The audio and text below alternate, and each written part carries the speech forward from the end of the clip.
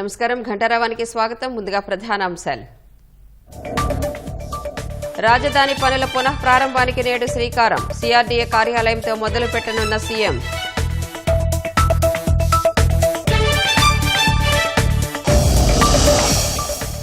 ఉచిత ఇసుక లక్ష్యం నెరవేరాలనే సీనరేజ్ రద్దు. వైసీపీ దుష్ప్రచారాలను తిప్పికొట్టాలన్న చంద్రబాబు.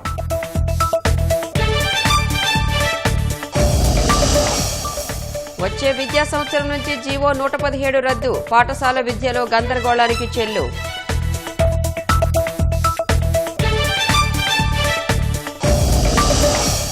విశాఖ జిల్లాలో ఫ్రీహోల్డ్ భూముల వ్యవహారంలో మలుపు. కలెక్టర్ నుంచి సమగ్ర నివేదిక కోరిన రెవెన్యూ శాఖ.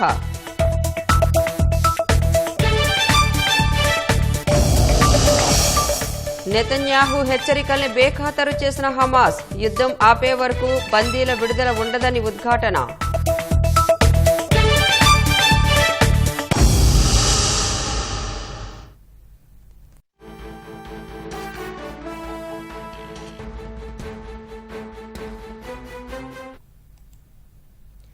అమరావతి రాజధాని నిర్మాణ పనుల పునః ప్రారంభానికి ముఖ్యమంత్రి చంద్రబాబు నేడు శ్రీకారం చుట్టనున్నారు. మరిన్ని వివరాలు మా ప్రతినిధి కృష్ణను అడిగి తెలుసుకుందాం. కృష్ణ, రాజధాని పనుల పునః ప్రారంభానికి సంబంధించిన సమాచారం ఏంటి?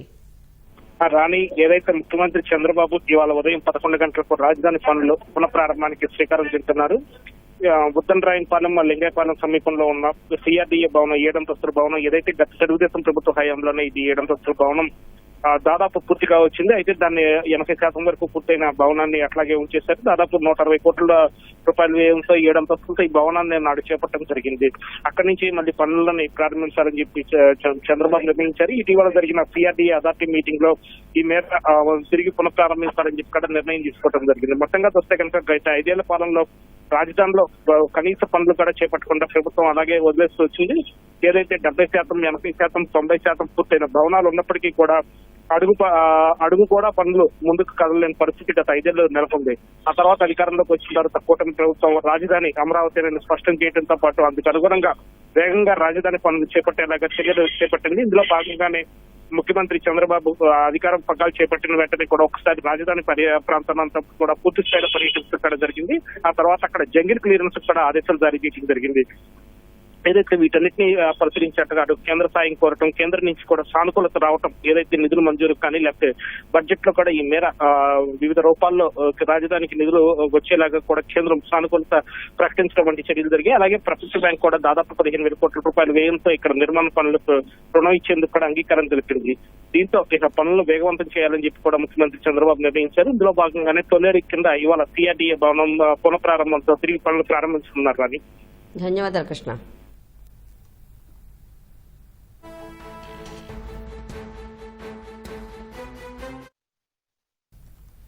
ఉచిత ఇసుక విధానాన్ని పక్కాగా అమలు చేసేందుకు, లభ్యత పెంచేందుకు సీనరేజ్ రద్దు చేస్తున్నట్టు సీఎం చంద్రబాబు ప్రకటించారు. ప్రభుత్వానికి 200 కోట్ల నష్టం వచ్చినా కానీ ప్రజలకు ఉచితంగా ఇవ్వాలనే లక్ష్యం ముందు ఆ భారం చిన్నదేనన్నారు.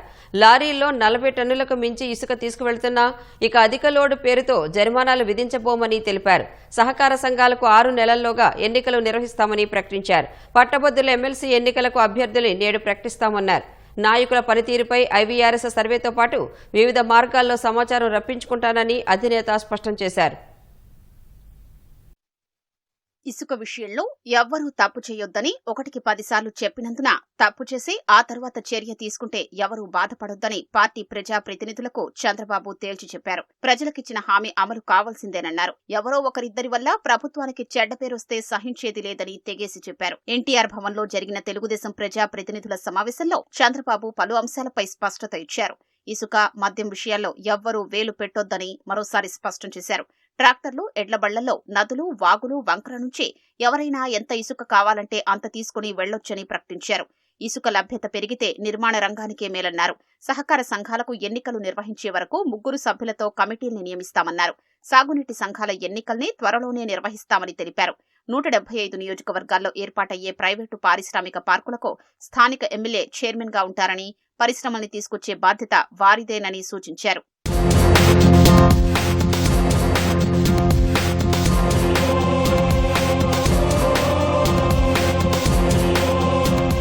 ప్రజాప్రతినిధులు, పార్టీ నాయకుల పనితీరుపై ఐవీఆర్ఎస్ సర్వే నిర్వహణకు 5 సభ్యులతో కమిటీ వేశానన్నారు. కమిటీ నుంచి ఎవరికైనా పిలుపొస్తే వారి దగ్గర ఏదో తప్పు జరుగుతోందని గ్రహించారన్నారు. అలాంటి వారిని మొదట కమిటీ పిలిచి మాట్లాడుతుందని, అవసరమైతే తానే మాట్లాడతానన్నారు. రెండోసారి తప్పు చేస్తే చర్యలు తప్ప మాటలుండవని స్పష్టం చేశారు. క్రమశిక్షణ విషయంలో కఠినంగా ఉంటానని తేల్చి చెప్పారు. చర్యలు తీసుకున్నాక తనను ఎవ్వరూ తప్పుగా అనుకోవద్దని హెచ్చరించారు. ప్రజా వినతులు, ఫిర్యాదుల పరిష్కారం, పర్యవేక్షణకు మంత్రులతో కమిటీ వేయనున్నట్లు వెల్లడించారు. ప్రతి వినతిని పరిష్కరించే విధానం తీసుకొద్దామన్నారు. మంత్రులు జిల్లాలకు వెళ్లినప్పుడు ఎమ్మెల్యేలకు, పార్టీ జిల్లా అధ్యక్షులకు తప్పకుండా సమాచారం ఇవ్వాలన్నారు.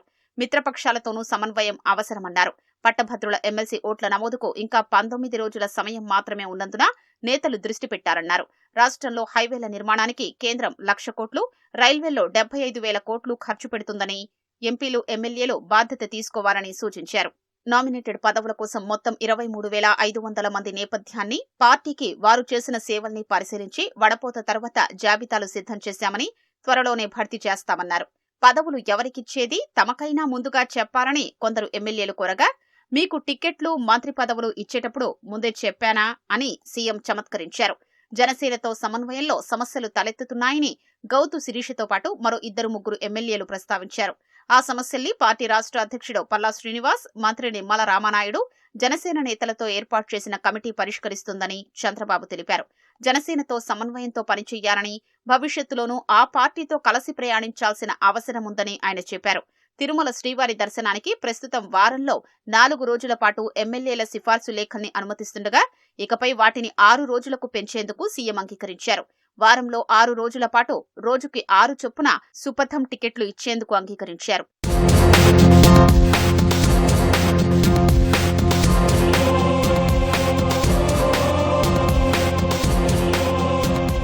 తెదేపా సభ్యత్వ నమోదు ఈ నెల 26 నుంచి మొదలవుతుందన్న చంద్రబాబు, ప్రతి 4 ఓటర్లలో ఒకరిని సభ్యులుగా చేర్పించే లక్ష్యంగా పెట్టుకోవాలని సూచించారు. జీవితకాల సభ్యత్వానికి 1,00,000 రుసుముగా నిర్ణయించామన్న చంద్రబాబు, ప్రమాద బీమా మొత్తాన్ని 2 లక్షల నుంచి 5 లక్షలకు పెంచుతున్నట్లు వెల్లడించారు. చనిపోయిన కార్యకర్తల అంత్యక్రియలకు 10,000 చొప్పున తక్షణ సాయం అందిస్తామన్నారు.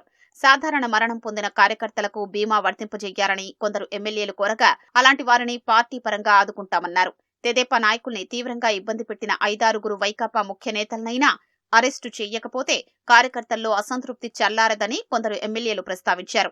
తప్పు చేసిన వాళ్లను చట్టబద్దంగా శిక్షించాలి కానీ ఇష్టం వచ్చినట్లు అరెస్టులంటే కుదరదని చంద్రబాబు అన్నారు.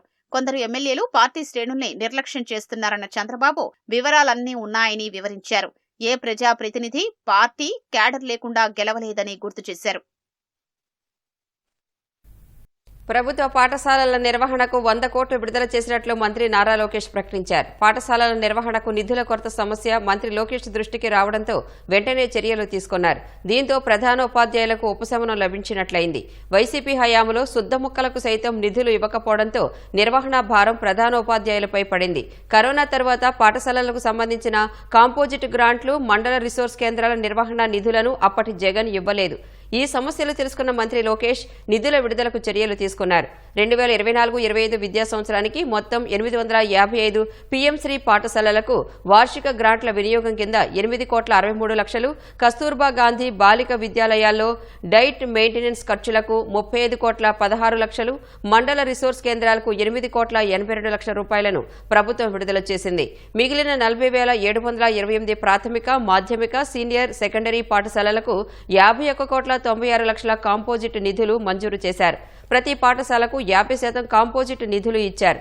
ఈ నిధులను ఆయా పాఠశాలల నిర్వహణ, పరిశుభ్రత, విద్యుత్ ఛార్జీలు, శుద్ధముక్కలు, డస్టర్లు, బోధనా సామాగ్రి, రిజిస్టర్లు లాంటి వాటికి వినియోగించుకోవచ్చు.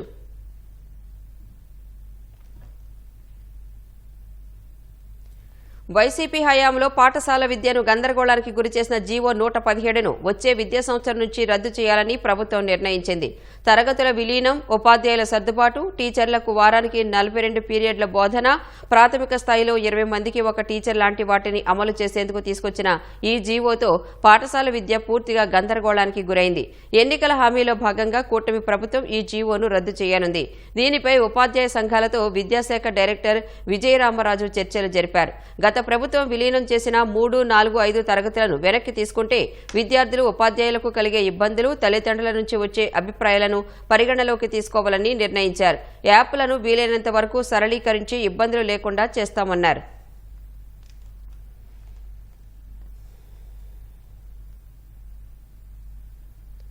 విశాఖ జిల్లాలో ఫ్రీహోల్డ్ భూముల వ్యవహారం మళ్లీ మలుపులు తిరుగుతోంది. ప్రజల నుంచి ఫిర్యాదులు రావడంతో రిజిస్ట్రేషన్లు నిలిపివేసిన ప్రభుత్వం తాజాగా కలెక్టర్ నుంచి నివేదిక కోరింది. సమగ్ర నివేదిక ఇవ్వాలని రెవెన్యూ శాఖ ప్రత్యేక ప్రధాన కార్యదర్శి ఆర్పి సిసోడియా ఆదేశించారు. వైసీపీ హయాంలో పేదల భూములు, ప్రభుత్వ భూములు కొట్టేసేందుకు చేసిన ప్రయత్నాలు అన్నీ ఇన్ని కావు. రిజిస్ట్రేషన్ల నిషేధిత భూములను ఫ్రీహోల్డ్ చేసేందుకు పెద్ద మంత్రాంగమే నడిపించారు. వారికి అనుకూలంగా ప్రభుత్వం నుంచి ఉత్తర్వులు ఇప్పించుకున్నారు. దీన్ని ఆసరాగా చేసుకుని అప్పటి కలెక్టర్ మల్లికార్జున ద్వారా నిషేధిత భూములను ఫ్రీహోల్డ్ చేయడం ప్రారంభించారు. కోట్లాది రూపాయల విలువ ఉన్న విశాఖ జిల్లాలోని 628 ఎకరాల నిషేధిత భూములను ఫ్రీహోల్డ్ చేయించేందుకు ప్రయత్నించారు. తమకు మేలు జరిగే భూములే ఫ్రీహోల్డ్ జాబితాలోకి వచ్చేలా జాగ్రత్త పడ్డారు. అప్పటి ఎమ్మెల్యేలు, మంత్రులు, ఇతర నాయకులు తమ అనుచరులకు స్వయంగా తమకు మేలు జరిగేలా పావులు కదిపినట్లు ఆరోపణలు ఉన్నాయి. రైతులు, డీ పట్టాదారులను, మాజీ సైనికులను నయానో భయానో బెదిరించి ముందుగా ఆ భూములు తమ పేరిట రాయించుకున్నారు. ఆ తర్వాత వాటికి ఫ్రీహోల్డ్ దక్కడం, వైసీపీ నేతలు వారి అనుచరుల పేరిట చకచకా రిజిస్ట్రేషన్లు జరిగిపోవడం జరిగింది. ఇలా 120 ఎకరాల ఫ్రీహోల్డ్ భూములకు రిజిస్ట్రేషన్లు పూర్తయ్యాయి.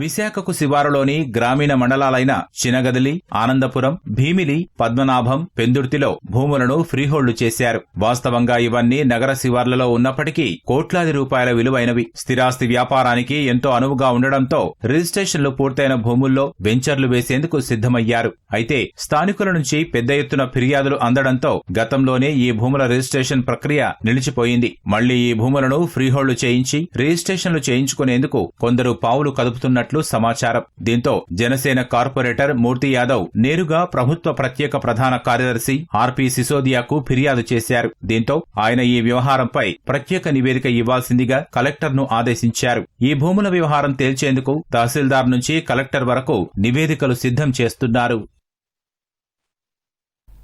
వర్షాల వల్ల ఉధృతంగా ప్రవహించిన పెన్నా నది కాస్త శాంతిస్తోంది. వాయుగుండం ఫలితంగా కురిసిన వర్షాల వల్ల వైఎస్సార్ జిల్లాలో పెన్నా నది ప్రవాహం విపరీతంగా పెరిగింది. వర్షాలు తగ్గుముఖం పట్టడంతో కాస్త నెమ్మదించింది.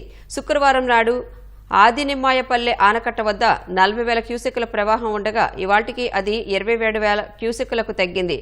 వాగులు, వంకల్లో ప్రవాహం తగ్గడంతో పెన్నా నదిలోనూ క్రమంగా వరద తగ్గుముఖం పట్టింది.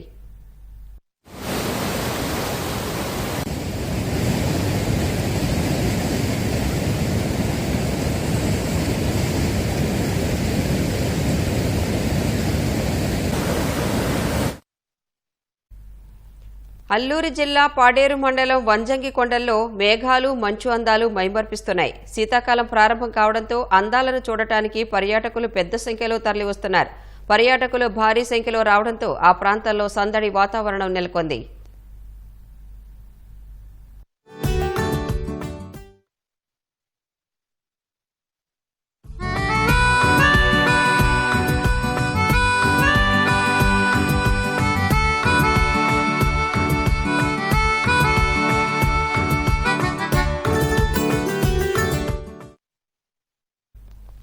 వైఎస్సార్ జిల్లా మైదుకూరును మంచు దుప్పటి కప్పేసింది. అల్పపీడనం కారణంగా 3 రోజుల పాటు కురిసిన వర్షాల వల్ల వాతావరణంలో మార్పులు చోటు చేసుకున్నాయి. ఫలితంగా పట్టణాన్ని పొగమంచు అలుముకుంది. పొలాలు, రహదారి, చెట్లను మంచు తెరలు కప్పేశాయి. ఉదయం 7 గంటల వరకు మంచు తెరలు తొలగకపోవడంతో వాహనదారులు లైట్ల సాయంతో రాకపోకలు సాగించారు.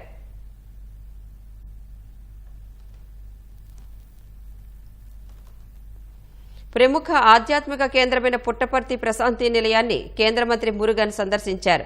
ప్రశాంతి నిలయంలోని సత్యసాయి మహాసమాధిని దర్శించుకున్నారు. శాంతి భవన్లో అతిథి గృహం వద్ద కేంద్ర మంత్రి మురుగన్ కి జాయింట్ కలెక్టర్ అభిషేక్ కుమార్ స్వాగతం పలికారు. సాయి కులవంత మందిరంలో కేంద్ర మంత్రిని ట్రస్ట్ ప్రతినిధులు సాదరంగా ఆహ్వానం పలికారు. సత్యసాయి మహాసమాధిని దర్శించుకున్న తర్వాత మేనేజింగ్ ట్రస్టీ రత్నాకర్ కేంద్ర మంత్రికి బాబా చిత్రపటాన్ని అందజేశారు. అనంతరం కేంద్ర మంత్రి మురుగన్ రోడ్డు మార్గంలో బెంగళూరుకు బయలుదేరి వెళ్లారు.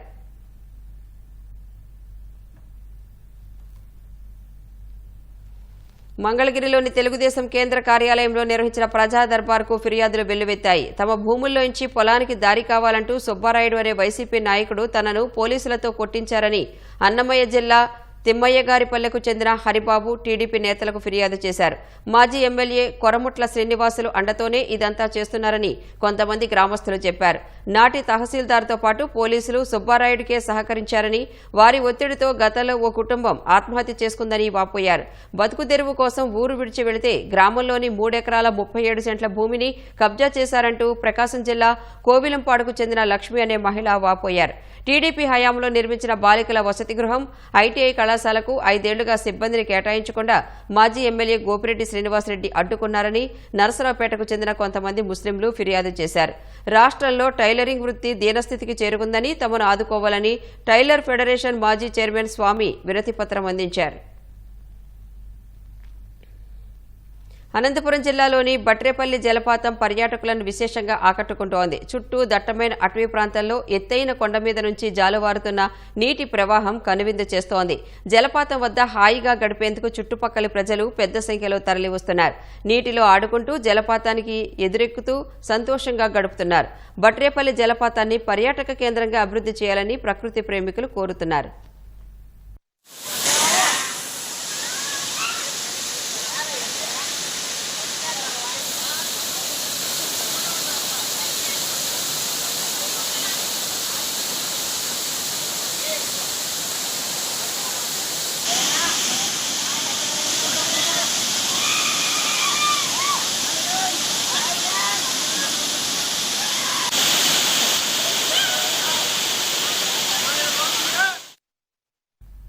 కుక్క, పాము కాటులకు గురైన వారికి సత్వర చికిత్స అందించే చర్యల్లో భాగంగా సమాచారాన్ని అందించేందుకు రాష్ట్ర ప్రభుత్వం కొత్తగా హెల్ప్ లైన్ ఏర్పాటు చేసింది. జాతీయ స్థాయిలో ఏర్పాటు చేసిన 15400 టోల్ ఫ్రీ నెంబర్కు బాధితులు సంప్రదిస్తే కుక్క కాటుకు వ్యాక్సిన్లు ఎక్కడ లభ్యమవుతాయో వెంటనే సమాధానం చెబుతారని తెలిపింది. ఉదయం 9 నుంచి సాయంత్రం 6 గంటల మధ్య ఈ కేంద్రం పనిచేస్తుందని వెల్లడించింది. ప్రజల్లో అవగాహన కల్పించేందుకు తెలుగులో ముద్రించిన పోస్టర్లు, కరపత్రాల్ని వైద్య ఆరోగ్య కుటుంబ సంక్షేమ శాఖ ప్రత్యేక ప్రధాన కార్యదర్శి కృష్ణబాబు ఆవిష్కరించారు. హైకోర్టు నిబంధనలు ఉల్లంఘించిన వ్యక్తిపై గుంటూరు జిల్లా తుళ్లూరు పోలీస్ స్టేషన్లో కేసు నమోదైంది. ఈ నెల 15వ తారీఖున 17 నెంబర్ కోర్టులో ఆన్లైన్లో విచారణ జరుగుతుండగా కిట్టు అనే పేరుతో లాగిన్ అయిన ఓ వ్యక్తి ఒంటిపై బట్టలు లేకుండా కెమెరాలో కనిపించడంతో న్యాయమూర్తి ఆగ్రహం వ్యక్తం చేశారు. హైకోర్టు రిజిస్ట్రార్ ఏడుకొండల ఫిర్యాదుతో తుళ్లూరు పోలీసులు కేసు నమోదు చేశారు. కోర్టు కార్యకలాపాలకు భంగం కలిగించి న్యాయమూర్తిని అవమానపరిచేలా చేసిన వ్యక్తిపై విచారణ చేసి కఠిన చర్యలు తీసుకోవాలని ఫిర్యాదులో వివరించారు. యునైటెడ్ అరబ్ ఎమిరేట్స్కు వెళ్లే భారతీయులకు వీసా నిబంధనలను యుఏఈ సడలించింది. భారతీయులు యుఏఈలో దిగిన వెంటనే సులువుగా వీసా పొందేందుకు వీసా ఆన్ అరైవల్ ను ప్రారంభించినట్లు యుఏఈలోని భారత రాయబార కార్యాలయం వెల్లడించింది. అమెరికా, యూరోపియన్ యూనియన్, యూకే మంజూరు చేసిన వీసా లేదా శాశ్వత నివాసం కలిగిన భారతీయులు వీసా ఆన్ అరైవల్ సదుపాయానికి అర్హులని తెలిపింది. కనీసం 6 నెలలు చెల్లుబాటు అయ్యే పాస్పోర్ట్ను కలిగి ఉండాలని యుఏఈ పేర్కొంది. మొదట 14 రోజుల వ్యవధితో కూడిన వీసా పొందిన తర్వాత మరో 14 రోజులు గడువు పొడిగించుకునే సౌలభ్యం ఉంటుంది.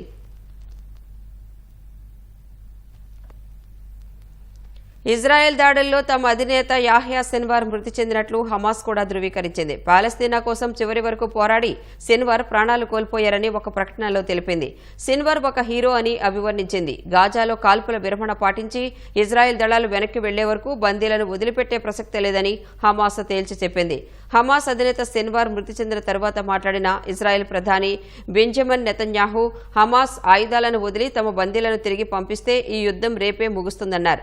తమ పౌరులను విడిచిపెడితే హమాస్ మిలిటెంట్లకు స్వేచ్ఛగా జీవించే అవకాశం కల్పిస్తామని, లేకుంటే వేటాడి హతమారుస్తామని హెచ్చరించారు. నెతన్యాహు హెచ్చరికలను హమాస్ ఏమాత్రం పట్టించుకోలేదు. సిన్వార్ మృతి ఇజ్రాయెల్ హమాస్ మధ్య నిలిచిన కాల్పుల విరమణ ఒప్పందం చర్చల ప్రారంభానికి కీలక మలుపుగా మారుతుందని అమెరికా అధ్యక్షుడు బైడెన్ సహా పలువురు ప్రపంచ నేతలు భావించారు. అయితే పరిస్థితులు అందుకు భిన్నంగా కనిపిస్తున్నాయి.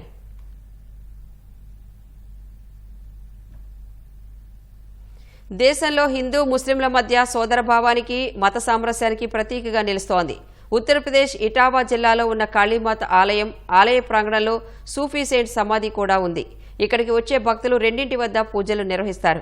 200 ఏళ్ల క్రితం నిర్మించిన ఈ ఆలయంలో కాళీమాతను దర్శించుకుంటే కోరిన కోరికలన్నీ తీరుతాయని భక్తులు విశ్వసిస్తారు.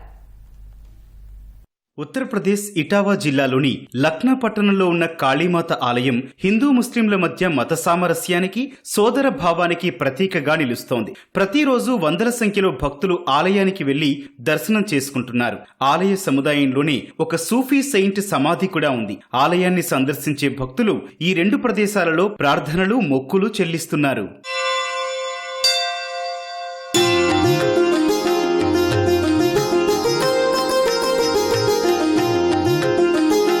మత సామరస్యానికి ఈ ఆలయం ఒక గొప్ప ఉదాహరణ అని భక్తులు చెబుతున్నారు. ఆలయ ప్రాంగణంలో కాళీమాత విగ్రహం, సూఫీ మజార్ ఉన్నప్పటికీ ఎప్పుడూ ఎలాంటి వివాదాలు తలెత్తలేదని భక్తులు చెబుతున్నారు. मजार की कहानी के बारे में तो हमें ज्यादा नहीं मालूम, लेकिन एक तरह से ये जो है आपसी भाईचारे की बहुत बड़ी मिसाल है कि यहाँ पे लोग आते हैं, माँ के दर्शन करते हैं और मजार पे भी जो है पौड़ी चढ़ाते हैं. కాళీమాత ఆలయాన్ని 200 ఏళ్ల క్రితం నిర్మించినట్లు స్థల పురాణం చెబుతోంది. లక్నా రాజకుటుంబానికి చెందిన జస్వంతరావు అనే రాజు ఈ ఆలయాన్ని, అందులో మజార్ను నిర్మించినట్లు ఆలయ మేనేజర్ రాజా రవిశంకర్ శుక్లా చెప్పారు. इसकी स्थापना राजा जसवंतराव जी ने की थी और वो कंदेसी में जाते थे यमुना पार करके पूजा करने देवी जी के यहाँ. तो एक बार बाढ़ आ गई तो वो वहाँ जा नहीं पाए, बहुत परेशान हुए. तो माँ ने, उन्होंने खाना पीना सब छोड़ दिया, तो माँ ने उनको दर्शन दिए और उसके बाद लोगों ने खबर की साहब कि ऐसे ऐसे पीपल के पेड़ में आग लग गई है और उसमें मूर्तियां निकली हैं. ఈ ఆలయానికి సంబంధించిన మరో విశేషం ఏంటంటే దీని సంరక్షకులు దళిత సమాజం నుంచి వచ్చారు. ఇది హిందూ ముస్లిం సోదర భావానికి చిహ్నంగా మాత్రమే కాకుండా కులాంతర సామరస్యానికి కూడా చిహ్నంగా మారింది. ఈ ఆలయానికి వచ్చి కాళీమాతను దర్శించుకుంటే కోరిన కోర్కెలన్నీ తీరతాయని భక్తులు విశ్వసిస్తున్నారు. చైనా జియాంగ్జీ ప్రావిన్స్లో ఉన్న పోయాంగ్ సరస్సు డ్రోన్ దృశ్యాలు వీక్షకులను అబ్బురపరుస్తున్నాయి. చైనాలో అతిపెద్ద మంచినీటి సరస్సుగా ఉన్న పోయాంగ్లో భారీగా నీటి నిల్వ తగ్గడంతో ఇసుకలో ఏర్పడ్డ నీటి పాయలు అద్భుతంగా కనిపిస్తున్నాయి. భారీ వృక్షం కొమ్మలతో విచ్చుకున్నట్లు, శ్వేతపత్రం ఈ నెలతో భూమిపై పరుచుకున్నట్లు ఉన్న ఈ దృశ్యాలు చూపర్లకు కనువిందు చేస్తున్నాయి. పోయాంగ్ సరస్సులో సీజన్ల వారీగా నీటి మట్టంలో భారీ హెచ్చుతగ్గులు కనిపిస్తాయి.